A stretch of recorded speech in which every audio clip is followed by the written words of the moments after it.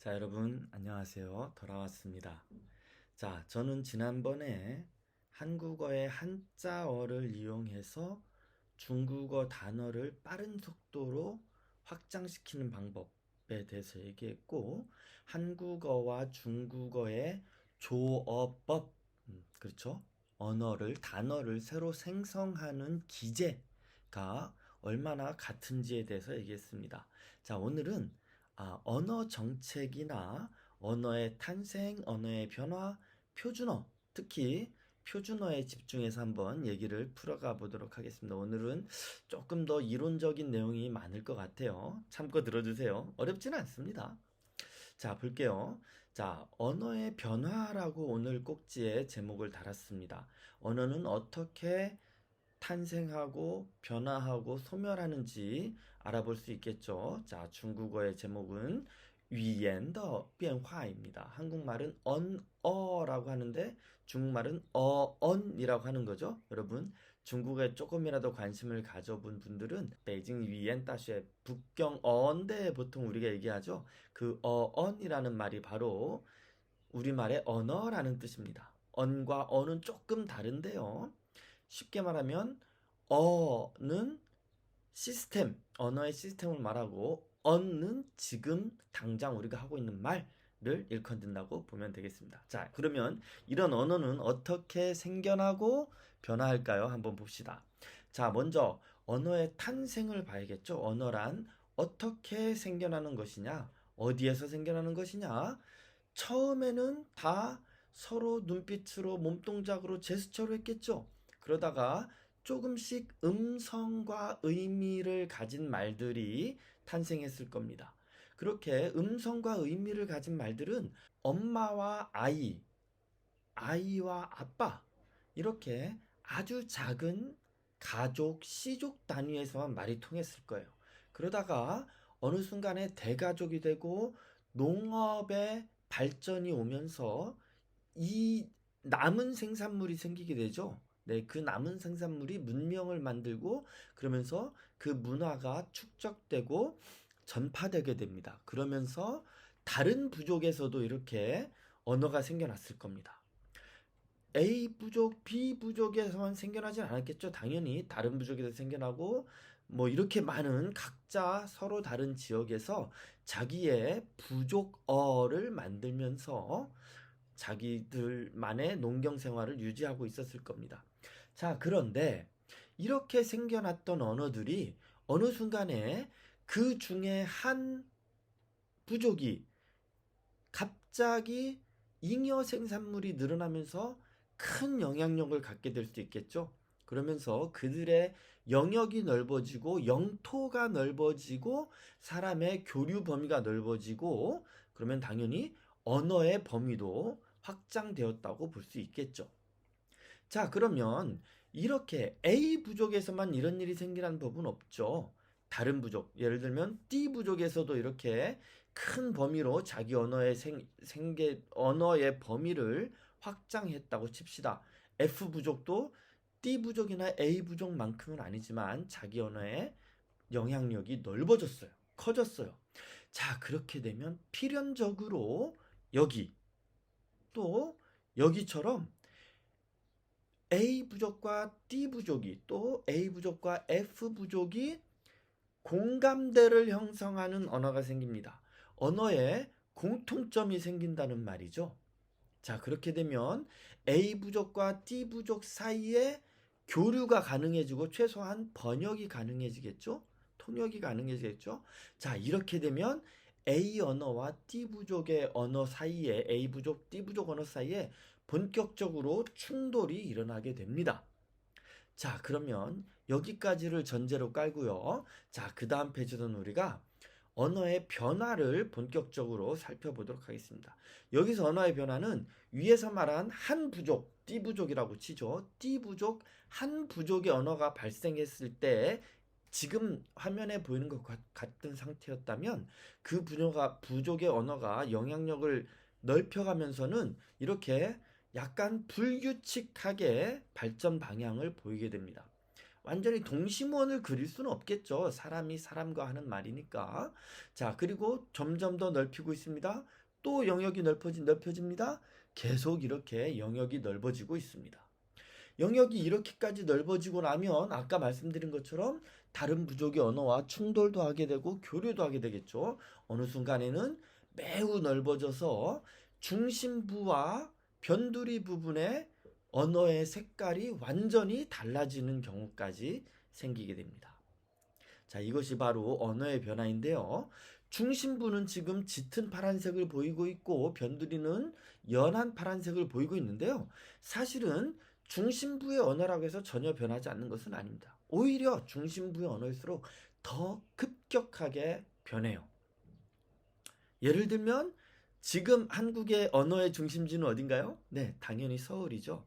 서울의 언어가 가장 급격하게 변합니다. 자, 그 얘기는 다음 페이지에서 조금 더 이어갈 수 있습니다. 자, 그러면 언어가 계속 변해가니까 어쩔 수 없이 우리 부족의, 우리나라의 언어는 무엇이 표준이다 라고 표준어를 지정할 수밖에 없습니다. 그렇죠? 그래야 통치권자에게 유리하죠. 그래야 서로 문화를 공유하기 유리하겠죠. 자, 그래서 표준어가 지정되고 변화하는 것이 바로 어떻게 지정되고 어떻게 변화하느냐, 그것이 바로 오늘 제가 여러분하고 말씀하고 싶은 가장 중요한 내용입니다. 자, 한번 보겠습니다. 먼저 1번에서는 제가 어떤 단계에서 인류의 역사가 표준어를 지정했다 라고 전제하고 시작하겠습니다. 너무 긴 얘기를 간단하게 해야 되니까요. 이해해 주시기 바랍니다. 표준어를 지정했어요. 그런데 이 표준어가 아까 말씀드린 것처럼 이렇게 범위를 점차 확장해 나가겠죠. 물론 이것은 지금처럼 매스미디어가 많이 발달한 단계를 말씀드리는 것은 아닙니다. 그 전에 매스미디어가 없던 상태에서 말씀드리는 거죠.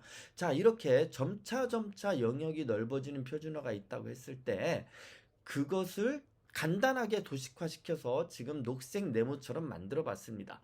자, 이렇게 영역을 확장하고 있습니다. 자, 그러면 또 다른 분야에서도 또 영역이 확장되겠죠.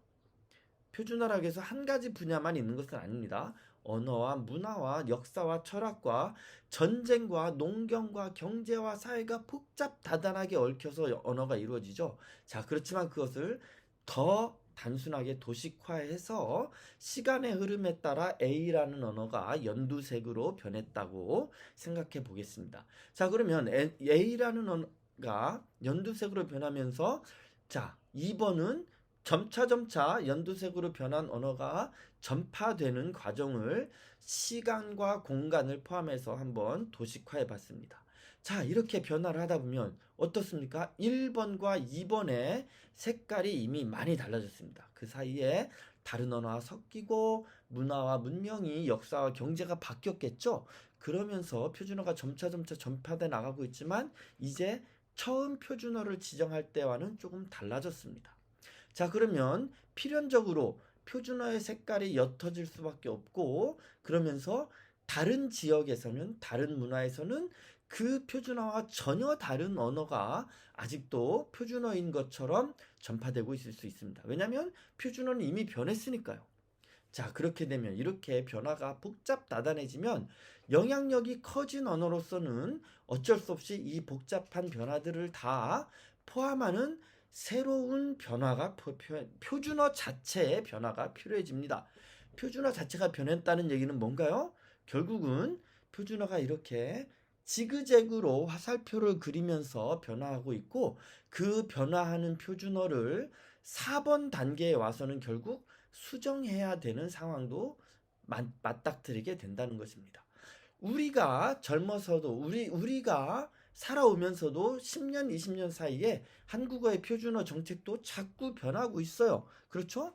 표준어를 재지정했다가 또 뭐 취소했다가 이런 일도 일어납니다. 예를 들면 어렸을 때 짜장면이라고 하던 것을 어느 순간에 자장면이라고 하자라는 문화가 생겨나고 실제로 표준어 정책이 짜장면은 표준어가 아니에요. 자장면을 쓰세요. 이렇게 말한 적도 있습니다. 지금은 어떠냐고요? 지금은 자장면, 짜장면도 인정한다. 이렇게 되어 있습니다. 이게 다 표준어의 재지정이죠.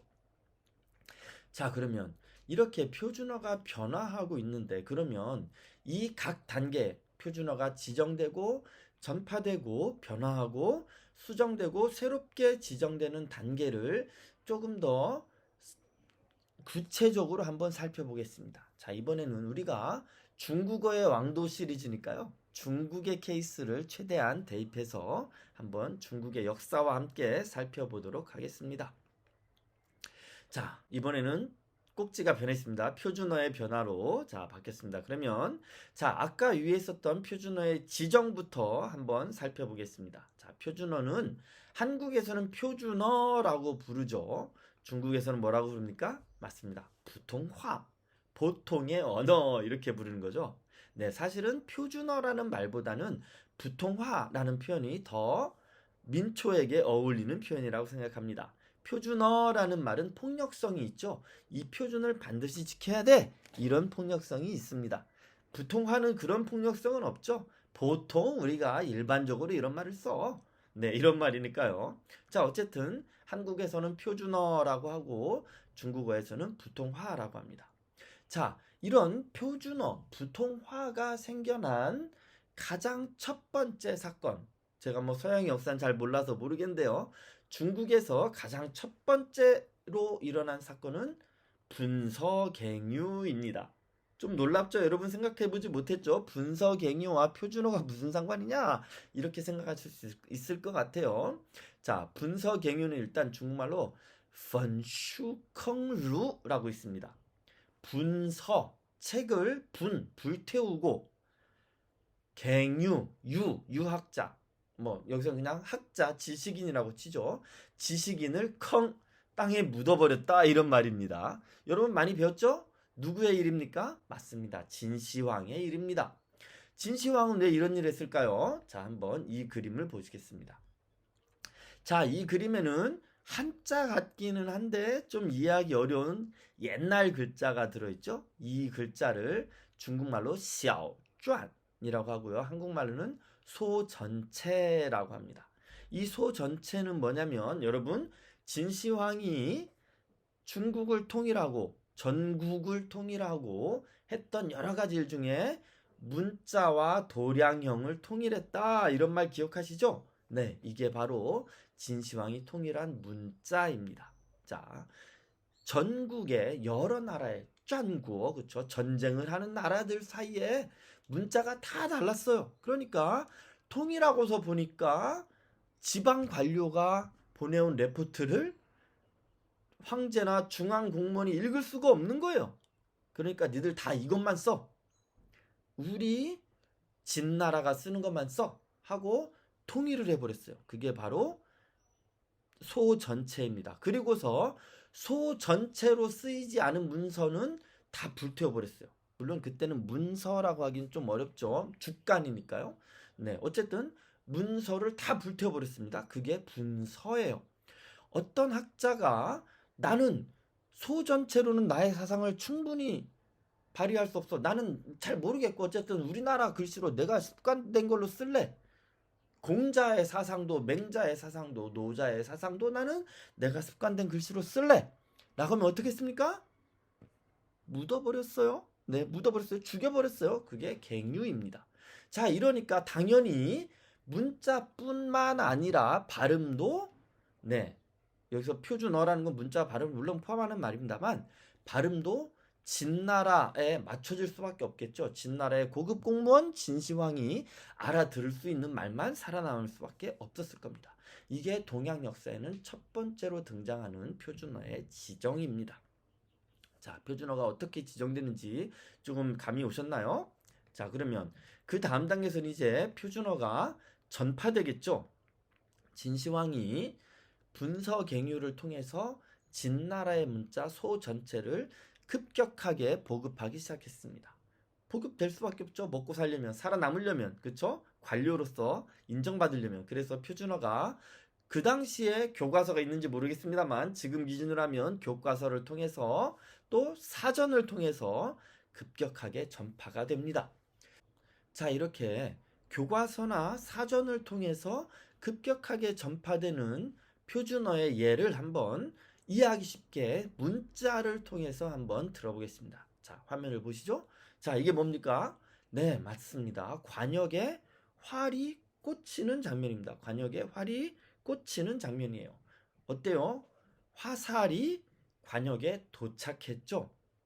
자, 그런데 이렇게 그림을 그리면 여러 사람이 다 쉽게 이해할 수 있지만 조금만 복잡해져도 그림을 이해하기 어려운 단계가 옵니다. 왜냐면 그림은 잘 그리는 사람도 있고 못 그리는 사람도 있고 못 그리는 사람끼리 말이 안 통할 수도 있고 이해할 수도 없고 그런 상황이 오겠죠. 그러다 보니까 그림이 점차 추상화됩니다. 어떤 단계에서는 지금 그림에 보이는 것처럼 자, 이것을 우리가 화살이 관역에 도착했다라고 인정하자, 이런 말을 할 수 있겠죠. 자, 또 더 간단해지면 이렇게 될 수도 있습니다. 자, 여러분, 이렇게까지 오면 이것이 이제 문자로 인식이 되게 됩니다. 자, 이 글자가 무슨 글자라고요? 자, 한번 보실까요? 자, 이 글자가 예변, 리변. 예변이니까요. 예는 노예 할 때 그 예자입니다. 예변하면 글자가 한자입니다. 여기서는 한자가 노예도 알아볼 수 있을 만큼 간단해졌다, 이런 뜻입니다. 긍정적인 변화와 부정적인 변화를 다 가지고 있습니다. 그건 좀 이따 얘기하도록 하고요. 자, 이 글자가 예변을 거치고 나면 자, 보세요. 이런 글자가 됩니다. 무슨 글자인가요? 네. 어디 어디에 도달하다라는 뜻의 지자죠. 우리말로는 지라고 읽고 중국말로는 쥐라고 있습니다. 네. 자, 이런 글자 어떻습니까? 위에 지금 배경으로 깔리는 화살들과 화살이 관역에 도착한 모습과 비슷한가요? 네. 사실은 비슷하지 않습니다. 많이 변했습니다. 그렇지만 그 근원을 따져가 보면 저 그림 배경 밑에 깔리는 그림처럼 된다는 것이죠. 자, 그런데 이렇게 어떤 표준어가 지정됐을 때 그 표준어가 그러면 영원히 변하지 않느냐? 아니죠. 당연히 또 변합니다. 자, 이번 단계에서는 정식으로 설문해자라는 책을 통해서 표준어의 변화를 한번 이해해 보겠습니다. 자, 그러면 설문해자는 좀 이따 설명하고요. 방금 전에 말했던 표준어의 변화입니다. 자, 먼저 표준어라고 했을 때는 그 표준어의 음성도 변화합니다. 자, 음성은 아주 과격하게 변화해요.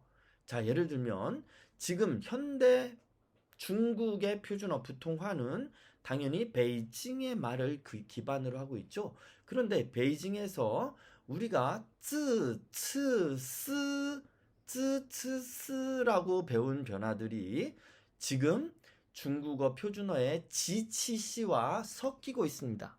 그래서 지금 베이징의 젊은 사람들은 지치시, 쯔츠스라고 하지 않고 특히 그 중에서 지치시를 찌치시라고 하는 경우가 많습니다. 이해하기 어렵다고요? 한국의 상황을 볼까요? 한국의 상황을 보면 지금 한국어는 그와 끄, 드와 뜨, 브와 뿌가 완전히 다른 발음인데요. 이 발음들이 점차 섞이고 있어요. 제가 물론 오래전 일입니다만 제가 어렸을 때 어떤 서울 친구와 축구를 하러 가자라고 했더니 그 친구가 저한테 꽁 차러 가자 그러더라고요. 꽁? 네. 제가 살던 충청도에서는 꽁을 찾아라는 말은 하지 않습니다. 공을 찾아라고 하죠. 또 많은 경우에 지금 서울의 아가씨들이 한국의 언어를 아주 급격하게 바꾸고 있습니다. 자, 이렇게 소리도 변합니다.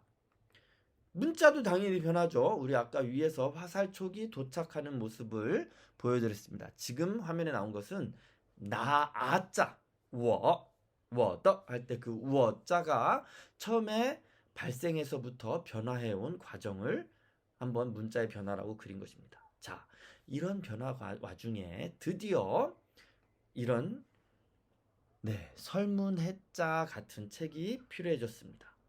자, 지금 보면 설문해자라고 했으니까요. 문에 대해서 설명하고 자에 대해서 해부한다, 이런 뜻입니다. 자, 문과 자는 조금 다른 뜻인데요. 문은 네, 상형 문자 할 때 그 문입니다.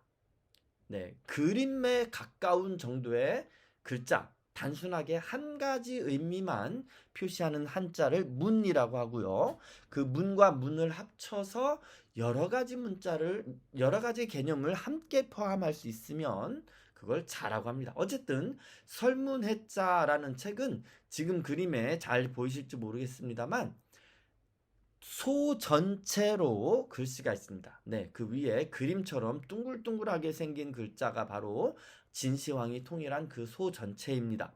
그런데 이 소 전체가 아까 말씀드린 예변, 노예도 알아볼 수 있는 간단한 문자로 변하는 과정에서 사람들이 글자가 너무 단순해지니까 원래 한자가 있던 뜻을 이해할 수 없는 단계에 이르게 됩니다.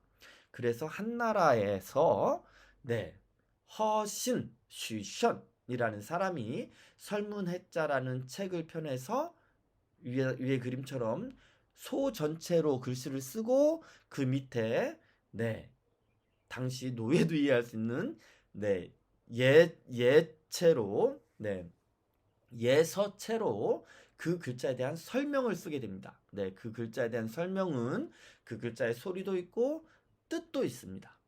네, 어쨌든 이렇게 표준어가 변화하면서 이때는 설문해자일 때는 이미 예서가 표준 글자가 됐다는 말씀이죠. 네, 예서가 표준 글자로 된 데는 한지, 한나라니까요. 종이가 발명되고 종이 위에 붓으로 글씨를 쓰면서 급격하게 변한 점도 있습니다. 그건 다음에 기회가 나면 설명을 해보도록 하겠습니다. 자, 이렇게 표준어가 변했습니다. 자, 이렇게 변하고 나면 어떻게 해야 될까요? 아까 위에서 말씀드린 것처럼 표준어를 수정해야 될 필요성이 생기게 됩니다.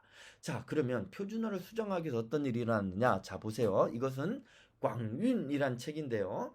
그림에는 광윤, 광운이라고 써 있고 밑에는 당윤, 당운이라고 써 있습니다. 그 이유는 먼저 당운이란 책이 있었는데 그 당운은 지금 소실돼서 전해지지 않고요.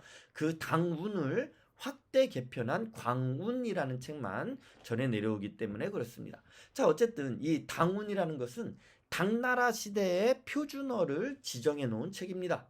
운이라는 것은 맞습니다. 시를 쓸 때 사용하는 운율 할 때 그 운자입니다. 그 운을 나라에서 지정한 거예요. 왜? 과거 시험에 참가하려면 중앙 관료와 황제가 이해할 수 있는 문자, 이해할 수 있는 운, 아분을 맞춰야 하니까요. 소리를 읽었을 때 그것이 시처럼 느껴질 수 있어야 되기 때문에 이런 책이 필요하게 된 겁니다. 자, 당운이니까 당연히 당나라 시대였겠죠. 자, 그리고 명나라 시대에 홍무정운이라는 책을 편찬하게 됩니다. 자, 홍무정운 여러분 뭔가 좀 익숙하지 않나요? 맞습니다. 세종대왕이 한글을 창제할 때 중국의 운서를 참고했다라고 했죠. 그 운서가 바로 대표적인 게 여러 운서를 봤지만 대표적인 게 홍무정운입니다. 왜냐? 이때는 명나라도 초기였고요. 명나라에서 자, 우리는 앞으로 이런 운 기준에 맞춰서 과거 시험을 보겠다라고 운서를 편찬하게 됩니다. 명나라 초기에요. 왜? 언제? 홍무년간에. 그래서 황제 주원장이죠. 주원장의 시대에 홍무년도에 홍무년간에 펴낸 정확한 운이라고 해서 홍무정운이라고 이름을 줬습니다. 자, 이 홍무정운을 가지고 조선도 드디어 처음으로 표준어 정책을 펴게 됩니다. 조선의 첫 번째 표준어 정책은 뭔가요? 여러분 생각해 보셨나요? 바로 훈민정음입니다. 훈민정음하고 표준어가 무슨 상관이냐고요? 네, 위에 문자가 발생하고 언어가 발생하고 그러면서 표준어 정책을 지정하고 전파해야 될 필요성이 있다고 했기 때문에 그것은 어쩔 수 없이 매체, 그 당시에는 최고의 전파력이 가장 빠른 매체가 책이죠. 네, 문자고요. 그래서 문자로 찍어야 될 필요가 생겼고 그래서 훈민정음이 생겨나게 됐습니다. 자, 훈민정음의 그림은 다 많이 보셨죠? 자, 훈민정음이라고 한자로 써 있고 한글로 그 당시에 훈민정음으로 훈민정음이라고 써 있고요. 그리고서 훈민정음이 무슨 뜻인지 써 있습니다. 우리가 외우는 나란말싸미 둥국에 달아 문자와로 서로 삼았대 아니할세 하는 세종대왕의 훈민정음 서문이 바로 훈민정음에 나오는 첫 번째 문장입니다.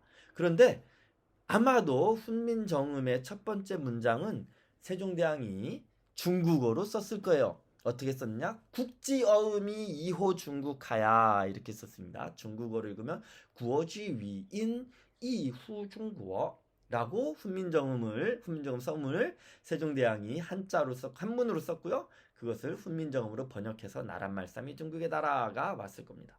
이게 바로 훈민정음입니다. 자, 이렇게 훈민정음을 지정했다라는 말은 그 전에는 한국의 조선의 한자 도금이 중구난방이었다 이런 말이기도 합니다. 그래서 자, 한국 조선에서는 처음으로 표준어를 지정했지만 그것은 동시에 여러 관료들의 표준어를 수정해 준 것이기도 하죠. 네. 또 홍무정운으로 대표되는 중국의 운서에도 그 이후부터는 훈민정음이 큰 영향을 끼치게 됩니다. 지금도 중국에서 고대, 중세 중국어를 연구하는 언어학자들은 훈민정음을 반드시 공부해야 됩니다. 왜냐고요?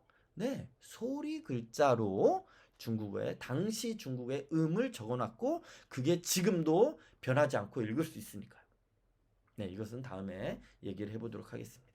자, 이렇게 표준어를 수정하고 지정하는 단계가 지나가면 이제 드디어 표준어를 재지정할 수도 있겠죠. 자, 훈민정음으로 우리의 표준어가 지정됐지만 그 이후의 변화를 거쳐서 자, 몇백 년이 지나고 나면 훈몽자회라는 책이 나옵니다. 최세진이라는 당시에 불세출의 언어학자가 훈몽 어리석은 인간들을 가르치는 글자를 모아놓은 책 이렇게 써서 그 글자들의 발음을 한자의 발음을 한글로 훈민정음으로 적어놓은 책을 통해서 당시의 표준어를 조금 더 진전시키기 위해 노력을 했고요.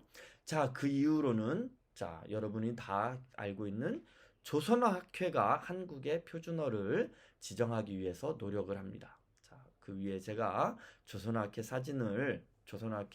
회원 사진을 붙여놨습니다.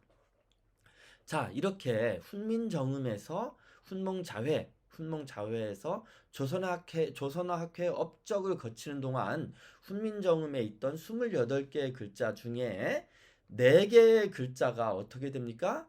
도태되게 되죠. 사라지게 되죠. 왜 사라졌느냐? 실제 우리의 언어 생활을 반영하는데 불필요했기 때문입니다. 지금 어떤 분들이 이 4개뿐만 아니라 당시에 사용하던 비읍 순경음, 우나 푸 같은 발음을 다시 글자로 만들어서 영어나 중국어의 표기에 쓰자고 하는데요. 저는 동의하지 않습니다. 이런 글자들은 우리의 언어 생활에 언어 습관에 맞지 않기 때문에 결국은 도태됐습니다. 자, 이렇게 표준어가 변화해 오는 과정을 살펴봤습니다. 자, 어떻습니까? 이렇게 표준어가 표준어가 변하는 과정을 살펴보고 나니까 위에서 우리가 봤던 그림이 좀 더 이해가 가시나요? 언어가 점차 확장되고 영역이 넓어졌지만 어느 순간에는 중앙 부분에 있었던 표준어를 지정하는 권력자들의 언어는 밖으로 나갈수록 점차 흐려지게 됩니다. 자, 좋습니다. 오늘은 여기까지 하고 다음 시간에는 표준어와 사투리의 관계에 대해서도 한번 얘기를 해봐야겠어요. 자, 좋습니다. 오늘 좀 어려웠나요? 괜찮았을 거로 생각합니다. 자, 오늘은 여기까지입니다. 감사합니다.